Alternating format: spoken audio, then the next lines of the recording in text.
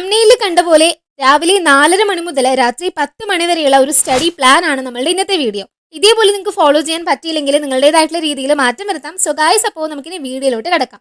നാളെ രാവിലെ മുതലാണ് ഈ ഒരു സ്റ്റഡി പ്ലാനിനനുസരിച്ച് നിങ്ങൾ പഠിക്കുന്നതെങ്കിൽ ഇന്ന് രാത്രി നമുക്ക് ചെയ്തിരിക്കേണ്ട 2 കാര്യങ്ങളുണ്ട്.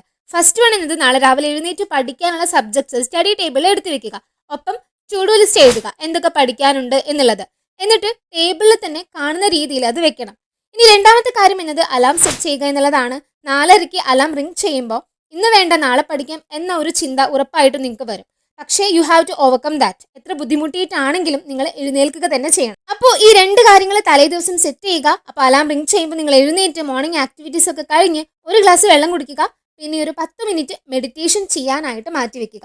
അപ്പോൾ ഇതൊക്കെ കഴിയുമ്പോഴത്തേനും 5 മണി ആയിട്ടുണ്ടാവും. 5 മണിക്ക് നമുക്ക് പഠിക്കാൻ തുടങ്ങണം.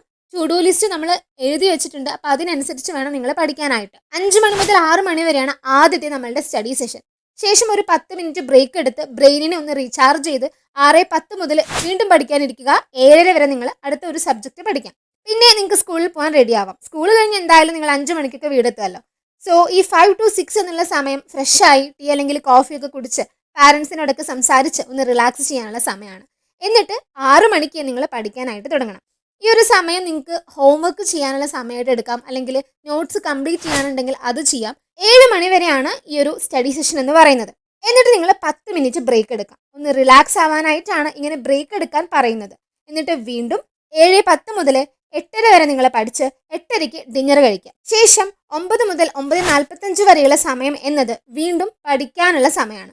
സോ ഈ 9:45 വരെ നിങ്ങൾ പഠിച്ചാൽ മതി. കാരണം നമുക്ക് അടുത്ത ദിവസവും 4:30 എഴുന്നേൽക്കാനുള്ളതാണ്.